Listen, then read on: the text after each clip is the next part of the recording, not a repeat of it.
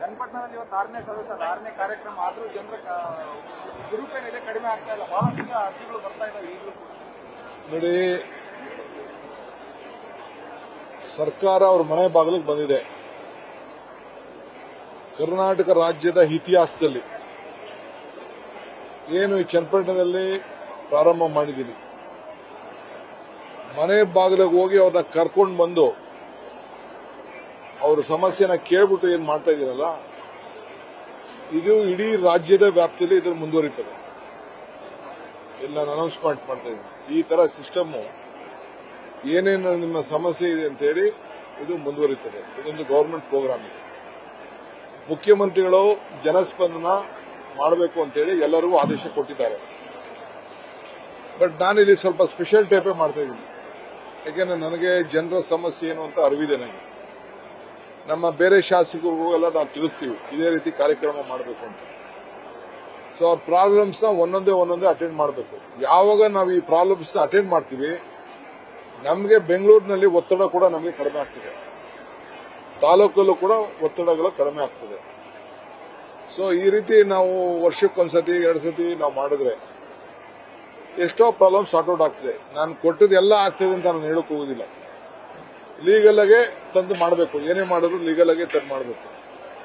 ಈಗ ಜನರ ನೋಡಿ, ಅವರ ತಿಳುವಳಿಕೆ, ಅವರು ಇದು ಈಗ ನಾವು ಒಂದೊಂದು ಜಿಲ್ಲಾ ಪಂಚಾಯತಿ ಎಲ್ಲರಿಗೂ ಕೊಟ್ಟಿದ್ದೀವಿ. ಯಾರಿಗೆ ಕೊಟ್ಟಿಲ್ಲ, ಇಲ್ಲಿ ಬರಕ್ ಆಗಿಲ್ಲ, ಅವ್ರಿಗೆ ತಾಲೂಕು ಆಫೀಸಲ್ಲಿ ಕೂಡ ಕೇಳಿದ್ದೀನಿ. ನಾನು ಇವತ್ತು ಹೋಗಿ ಎಲ್ಲಿ ಮಾಡಿದ್ದೀರಾ ಅಂತ ನಾನು ಇನ್ಸ್ಪೆಕ್ಟ್ ಮಾಡ್ತೀನಿ. ಅಲ್ಲಿ ಹೋಗಿ ಈ ತರ ಒಂದು ಸೆಪರೇಟ್ ಅವ್ರ ಅರ್ಜಿ ಒಂದು ಇದನ್ನು ಹಾಕಿರ್ಬೇಕು, ಇನ್ಸ್ಪೆಕ್ಟ್ ಮಾಡ್ತೀನಿ. ಯಾಕೆಂದ್ರೆ ನೆಕ್ಸ್ಟ್ ಒಂದು 5-6 ದಿನ ಟೈಮ್ ಕೊಡೋಣ ಅವ್ರಿಗೆ. ಯಾರು ಇದ್ರು ಅರ್ಜಿ ಕೊಡೋರಿದ್ರು ಬಂದು ಅರ್ಜಿ ಕೊಡ್ಲಿ, ಏನ್ ತೊಂದರೆ ಇಲ್ಲ. ಅದಕ್ಕೆಲ್ಲ ನಾವೇನು ಬೇಜಾರು ಏನ್ ಮಾಡ್ಕೊಳ್ಳೋಣ. ಅಲ್ಲಿ ಕೊಟ್ರು ಒಂದೇ, ಇಲ್ಲಿ ಕೊಟ್ರು ಒಂದೇ.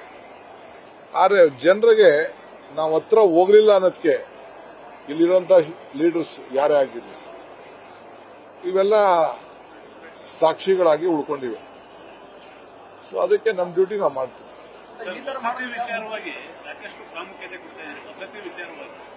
ಈಗ ನೋಡಿ, ವಸತಿ ವಿಚಾರ ಯಾಕೆ ಪ್ರಾಧಾನ್ಯತೆ ಕೊಡ್ತಿದ್ರೆ, ಜೀವನದಲ್ಲಿ ಏನು ಒಬ್ಬಂಗ ಆಸೆ?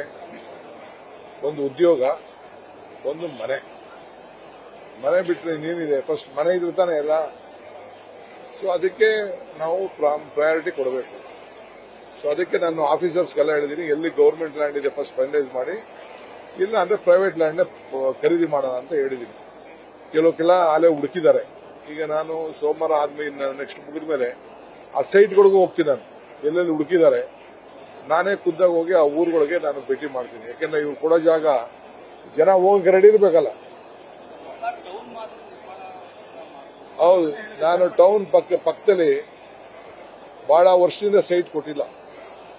ಅದಕ್ಕೆ ನಾವು ಒಂದು ಎಕ್ಸ್ಟೆನ್ಷನ್ ಏನಾದ್ರು ಕೊಡಬೇಕು. ನಾನು ನಿನ್ನೆ ಜಮೀರ್ ಹತ್ರ ಮಾತಾಡಿದ್ದೀನಿ. ಅವರು ಒಂದಿನ ಬರ್ತಾರೆ, ಕೃಷ್ಣ ಬೈರೇಗೌಡರು ಬರ್ತಾರೆ, ನಮ್ಮ ಬೇರೆ ಬೇರೆ ಡಿಪಾರ್ಟ್ಮೆಂಟ್ ಮಂತ್ರಿಗಳೆಲ್ಲ ಬಂದು ಸೆಪರೇಟ್ ಆಗಿ ನೋಡ್ತಾರೆ, ರಿವ್ಯೂ ಮಾಡ್ತಾರೆ. ಆ ಇಲಾಖೆ ಎಲ್ಲ ನೋಡಿ ರಿವ್ಯೂ ಮಾಡಿಬಿಟ್ಟು ಈ ಅರ್ಜಿಗಳೆಲ್ಲ ಯಾವ ರೀತಿ ಸಾರ್ಟ್ ಔಟ್ ಮಾಡಬೇಕು ಅಂತ ಮಾಡ್ತಾರೆ. ಅಂದ್ರೆ ಬೈ ಎಲೆಕ್ಷನ್ ಗೋಸ್ಕರ ಕ್ಷೇತ್ರಕ್ಕೆ ಬರ್ತಾ ಇದ್ದಾರೆ ಚನ್ನಪಟ್ಟಣಕ್ಕೆ ಡಿ ಕೆ ಶಿವಕುಮಾರ್ ಅಂತ ಹೇಳಿ. ಇಲ್ಲಿ ಆಯ್ತು, ಹಂಗೆ ಅನ್ಕೊಳ್ಳಿ, ಪರವಾಗಿಲ್ಲ. ಬೈ ಎಲೆಕ್ಷನ್ ಅನ್ಕೊಂತಾನೆ ಅನ್ಕೊಳ್ಳಿ, ಜನಕ್ಕೆ ಸ್ಪಂದನೆ ಮಾಡ್ಬೇಕಲ್ಲ. ಬೈ ಎಲೆಕ್ಷನ್ ಅನ್ಕೊಳ್ಳಿ, ಏನ್ ತಪ್ಪೇನಿದೆ? ಶಾಸಕರಿಲ್ಲ, ಶಾಸಕರಿದ್ರೆ ನಾನ್ಯಾಕೆ ಬರ್ತಿದ್ದೆ? ಇಲ್ಲ ಜಿಲ್ಲೆಯಲ್ಲೋ ತಾಲೂಕು ಎಲ್ಲ ಬಂದು ಜಿಲ್ಲಾ ಮಿನಿಸ್ಟರ್ ಮಾಡ್ಬಿಟ್ಟು ಹೋಗ್ತಿದ್ವಿ. ಮಾಡ್ಬೇಕಾಯ್ತು, ಯಾರು ಬೇಡ ಅಂತಾರೆ? ಈಗ ಚೇರ್ ಖಾಲಿ ಆದಕ್ಕೆ ಬಂದು ಕೂತಿದ್ದೆ ನಾನು. ಚೇರಲ್ಲಿ ಕೂತಿದ್ರೆ ಯಾರು ಬರ್ತಿದ್ರ? ಯಾರು ಬರ್ತಿದ್ರು? ನೋಡಪ್ಪ, ನಮ್ಮ ಡ್ಯೂಟಿ ನಾವು ಮಾಡ್ತೀವಿ. ರಾಜಕಾರಣ ಇಲ್ಲಿ ಮುಖ್ಯ ಅಲ್ಲ, ಜನರ ಬದುಕು ಮುಖ್ಯ. ಅದು ಮುಖ್ಯ.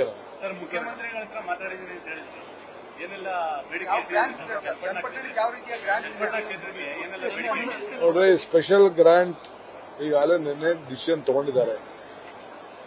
ಯಾರ್ಯಾರಿಗೆ ಏನ್ ಕೊಡಬೇಕು ಅಂತ ಫಸ್ಟ್ ನಮ್ದು ನಾಳೆ ಎಲ್ಲ ಅರ್ಜಿಗಳೆಲ್ಲ ಮುಗಿಲಿ. ಈಗ ಬಹಳ ಜನ ಚರಂಡಿ, ಮನೆ, ಕಾಂಕ್ರೀಟ್ ರೋಡು, ಖಾತೆಗಳು ಇವೆಲ್ಲ ಕೊಟ್ಟಿದ್ದಾರೆ. ಕೆಲವು ಸಮುದಾಯ ಭವನಗಳು, ಈಗ ನೋಡಿ ಹೆಣ್ಮಗಳು ಸ್ಕೂಲ್ ವಿಚಾರ 125 ಜನ ಒಂದೇ ಇದರಲ್ಲಿ ಮಲಗಿಸ್ತಾ ಇದಾರಂತೆ. ಇಂಥವೆಲ್ಲ ಇದೆ. ಮಿನಿಮಮ್ ಅದೆಷ್ಟು ಬೇಕೋ ಸ್ಪೆಷಲ್ ಗ್ರಾಂಟು ತಂದು ಹಾಕ್ತೀವಿ. ಚನ್ನಪಟ್ಟಣಕ್ಕೆ ಸೀಮಿತವಾಗುತ್ತಾ ಬೇರೆ ತಾಲೂಕು ಆಗುತ್ತೆ? ಈಗ ಸದ್ಯಕ್ಕೆ 3 ಎಲೆಕ್ಷನ್ಗೂ ಬಂತು. ಬೈ ಎಲೆಕ್ಷನ್ ದೃಷ್ಟಿಯಿಂದ ಸ್ಪೆಷಲ್ ಬ್ರೇಕ್ ಆಗ್ತಾರೆ ಸರ್. ಇದೇನು ಬಿಜೆಪಿಯವ್ರು ಮಾಡವ್ರೆ, ಬಿಜೆಪಿಯವ್ರು ಏನು ಮಾಡಲಿಲ್ವಾ, ದಳದವ್ರೇನು ಮಾಡಲಿಲ್ವಾ, ನಾವು ಮಾಡ್ತೀವಿ. ಸರ್, ಇವಾಗ ಚನ್ನಪಟ್ಟಣದಿಂದ ಯಾರ ಅಭ್ಯರ್ಥಿ ಕಾಂಗ್ರೆಸ್ ಅನ್ನೋದು ಬಹಳಷ್ಟು ಮುಖ್ಯ ಸರ್. ಅಭ್ಯರ್ಥಿ ಯಾರು ಆಗ್ತಾ ಇರೋದು, ಯಾರೇ ಅಭ್ಯರ್ಥಿಯಲ್ಲಿ ನನಗೆ ಓಟ್ ಹಾಕೋದವ್ರು. ಅಲ್ಲ ಸರ್, ಇವಾಗ ನೀವು ಮಾಡ್ತಾ ಇರೋದ್ರಿಂದ ನನಗೆ ಓಟ್ ಹಾಕಿ ಸುಮ್ಮನೆ ಅದೆಲ್ಲ ನಾಮಿನಿ ಅಷ್ಟೇ. ನನಗೆ ಓಟ್ ಕೇಳ್ತಾರೆ, ಇನ್ನೊಬ್ಬರು ಬರ್ತಾ ಇದ್ದಾರೆ ಸರ್. ನನಗೆ ಓಟ್ ಕೇಳ್ತಾರೆ. ಈ ಅಚ್ಚರಿ ಅಭ್ಯರ್ಥಿ ಅನ್ನೋದೇ ಒಂದಷ್ಟು ಚರ್ಚೆ ಆಗ್ತಾ ಇದೆಯಲ್ಲ ಸರ್. ನಾನು ನಡೆದು ಏನ್ ಬೇಕೋ ಚರ್ಚೆ ಮಾಡ್ಲಿ, ಮಾಡೋರು, ಖುಷಿ ಪಡೋರು, ಮಾತಾಡೋರು. ನಾವು ಮಾಡ್ತಾ ಇರೋ ಈ ಕೆಲಸದಿಂದ ಕೊನೆ ಪಕ್ಷ ಜನರಿಗೆ ಒಂದು ಬರ್ಬೇಕಲ್ಲ ಸರ್, ಇವರೇ ಅನ್ನೋದನ್ನು ನಾವು ಇದ್ದೀನಿ ಅಂತ ಹೇಳ್ತಾ ಇದೀನಿ ಅವ್ರಿಗೆ. ಒಂದು ವಾರಗಳ ಕಾಲ ಓಡಾಡಿದ್ದೀರಿ ಸರ್, ಜನರು ನಾಡಿ ಮಿಡ್ತ ಅರ್ಸ್ಕೊಂಡ್ರ ಸರ್. ಸಲೀಸಾಗೆ ಚನ್ನಪಟ್ಟಣದವ್ರನ್ನ ನಾಡಿ ಮಿಡ್ತಾನ ಅಷ್ಟು ಸಲೀಸಾಗಿ ಇನ್ನ ಅವ್ರ ಉದಿ ಕೋಣ ಕೆಲಸ ಮಾಡ್ಕೊಂಡ್ರ ಅವ್ರು. ಮೈತ್ರಿ ಪಡೆಯಿಂದ ಟಿಕೆಟ್ ಸಿಗಲೇ ಹೋದಂತವ್ರು ಕಾಂಗ್ರೆಸ್ ಕದವನ್ನ ತಡ್ತಾ ಇದ್ದಾರೆ ಅನ್ನುವಂತ ಮಾಹಿತಿ ಇದೆ. ನಿಮ್ಮನ್ನ ಯಾರು ಸಂಪರ್ಕ ಮಾಡ್ತಾ ಇದ್ದಾರೆ ಸರ್?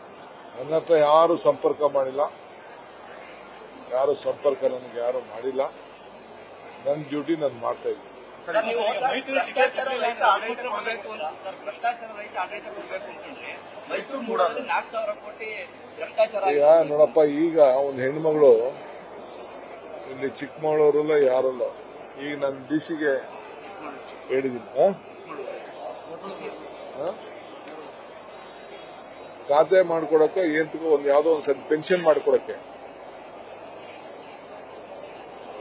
ಪೆನ್ಷನ್ ಮಾಡಕ್ಕೆ ಡಿಸಿ ಕರೆ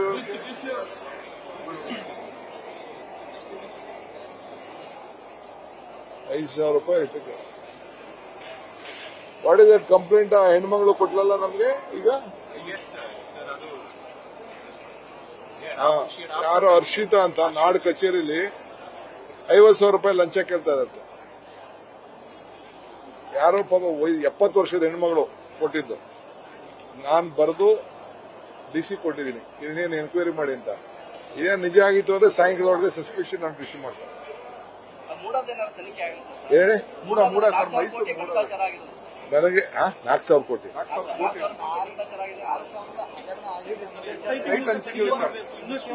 ನೋಡಪ್ಪ. ರೀ, ಸಿಎಂ ಹೆಂಡತಿ ಯಾಕೆ ಅಕ್ರಮ ಮಾಡ್ತಾರೆ? ಅವ್ರದ್ದು ಯಾವ್ದೋ ಆಸ್ತಿ ಹೋಗಿದೆ, ಆಸ್ತಿಗೆ ಆಲ್ಟರ್ನೇಟಿವ್ ಸೈಟ್ ಕೊಡಬೇಕು, ಪ್ರಾವಿಷನ್ ಅಲ್ಲಿ ಕೊಟ್ಟಿದ್ದಾರೆ. ಅಲ್ಲ ರೀ, ಅವ್ರ ಗೌರ್ಮೆಂಟ್ ಅಲ್ಲೇ ಕೊಟ್ಟಿದ್ದಾರೆ. ಬಿಜೆಪಿ ಗೌರ್ಮೆಂಟ್ ಇತ್ತಲ್ಲ, ಬಿಜೆಪಿ ಗೌರ್ಮೆಂಟ್ ಅಲ್ಲಿ ಅವರು ಜಮೀನು ಅಕ್ವಿಷನ್ ಆಗಿದೆ, ಅವ್ರು ಡಿನೋಟಿಫಿಕೇಶನ್ ಮಾಡ್ಕೊಂಡಿಲ್ಲ. ಅದಕ್ಕೆ ಒಂದು ಇನ್ಸೆಂಟಿವ್ ಸೈಟ್ ಅಂತ ಇರ್ತದೆ, 60-40ನೋ 50-50ನೋ 30 ಏನೋ ಒಂದು ಇನ್ಸೆಂಟಿವ್ ಸ್ಕೀಮ್ ಇರ್ತದೆ. ಕೆಲವು ಕಡೆ 50-50 ಮಾಡ್ತಾರೆ, ಕೆಲವು 60-40 ಮಾಡ್ತಾರೆ. ನಾನು ಬೆಂಗಳೂರೆಲ್ಲ 60-40 ಮಾಡ್ತೀವಿ, ಹೌಸಿಂಗ್ ಬೋರ್ಡ್ ಮಾಡ್ತಾರೆ. ಅದು ಏನಾಯ್ತು, ಆ ತರ ಇನ್ಸೆಂಟಿವ್ ಸ್ಕೀಮ್ ಅವ್ರು ತಗೊಳ್ತಾರೆ. ಅವರ NTS ಅಲ್ಲಿ ಆಸ್ತಿ ಇದ್ದಿದ್ದ ಜಾಗಕ್ಕೆ ಅವರು ಡಿನೋಟಿಫೈ ಮಾಡ್ಕೊಳ್ದೆ ಇನ್ಸೆಂಟಿವ್ ತಗೊಂಡಿದ್ದಾರಲ್ಲ, ಅದಕ್ಕೆ ನೀವು ಖುಷಿ ಪಡಬೇಕು. ತಪ್ಪೇನಿದೆ? ಅವ್ರು ಹರ್ರು ಇದ್ದಾರೆ, ಅವ್ರು ತಗೊಂಡಿದ್ದಾರೆ. ಬೈರತಿ ಸುರೇಶ್ ಕೂಡ ಮೀಟಿಂಗ್ ಸಭೆ ಮಾಡಿದ್ದಾರೆ ಸರ್, 4 ಜನನೇ ಟ್ರಾನ್ಸ್ಫರ್ ಮಾಡಿದ್ದಾರೆ. ಈಗ ನೋಡ್ರಿ, ನಮ್ಮ ಮುಖ್ಯಮಂತ್ರಿಗಳು ಯಾವುದೇ ಆಗಲಿ ಭ್ರಷ್ಟಾಚಾರಕ್ಕೆ ಅವರು ಬಹಳ ಕಠಿಣವಾಗಿದ್ದಾರೆ. ಯಾರೇ ತಪ್ಪು ಮಾಡಿದ್ರು ಅವ್ರ ಮೇಲೆ ಶಿಕ್ಷೆ ಮಾಡಬೇಕು, ತನಿಖೆ ಮಾಡಬೇಕು ಅಂತ ಹೇಳಿದ್ದಾರೆ. ಮರ್ಸಿಲೆಸ್ ಆಯ್ತಾ. ನನಗೆ ಡೀಟೇಲ್ ಇನ್ನ ನಾನು ತಿಳ್ಕೊಳಕ್ ಹೋಗಿಲ್ಲ. ನಾನು ಮಾಧ್ಯಮದಲ್ಲಿ ನಾನು ನೋಡಿ ವಿಚಾರಿಸಿದೆ. ಸೊ ವಿ ಆರ್ ಮರ್ಸಿಲೆಸ್ ಆಗಿ ಆಕ್ಷನ್ ತಗೊಳ್ತಾರೆ. ಈಗ ನಾವು ಇದನ್ನ ನೋಡಿದೀವಿ, ಯಾವುದು ನನಗೂ ಎಲ್ಲ ಡೌಟ್ ಇತ್ತು ಆ ನಾಗೇಂದ್ರ ಮಂತ್ರಿದು. ನಾನು ಅವ್ರೇನಾರು ಟೈಲ್ ಎಂಡ್ ಅಲ್ಲಿ ವಿಚಾರಿಸಿದೆ. ನಾನು ಹೈದರಾಬಾದ್ ಅವ್ರ ಹತ್ರ ಚೆಕ್ ಮಾಡಿದೆ. ಸದ್ಯ ಯಾವ ನಮ್ಮ ಮಂತ್ರಿಗಳು ಯಾರೋ ಅದಕ್ಕೆ ಭಾಗಿಯಾಗಿಲ್ಲ. ಯಾರೋ ಮಾಡಿದ್ದಾರೆ, ನಾನು ಇಲ್ಲ ಅಂತ ನಾನು ಹೇಳೋದಿಲ್ಲ, ಬಟ್ ನಮ್ಮ ಮಿನಿಸ್ಟರ್ಸ್ ಯಾರು ಭಾಗಿಯಾಗಿಲ್ಲ, ನಮ್ಮ ರಾಜಕಾರಣಿಗಳು. ಅದೊಂದು ನಮ್ಗೆ ಸಮಾನ ತಂದಿದೆ. ಆ ಕೇಸಲ್ಲಿ ನಾಗೇಂದ್ರ ಅವ್ರನ್ನ ವಿಚಾರಣೆ ಮಾಡ್ತಾರೆ ಅಂತೇಳಿ ಬಿಜೆಪಿ ಆರೋಪ ಮಾಡೋದು. ಎಲ್ಲರನ್ನೂ ಮಾಡ್ತಾರೆ, ಏನು ಅವಶ್ಯಕತೆ ಇದ್ರೆ ಎಲ್ಲರನ್ನೂ ಮಾಡ್ತಾರೆ, ತಪ್ಪೇನಿದೆ? ಮಾಡಲೇಬೇಕು. ಒಬ್ಬ ಜವಾಬ್ದಾರಿಯಾದಂತ ಮಂತ್ರಿಗಳಿಗೆ ನಮ್ಮನೆ ಮಾಡಿಲ್ವಾ, ಎಷ್ಟೋ ಕಡೆ ಮಾಡಿಲ್ವಾ ನಮಗೆ? ನ್ಯೂಸ್ ಫಸ್ಟ್ ನಿರ್ಭೀತಿಯಿಂದ ನಿಮ್ಮ ಪರವಾಗಿ.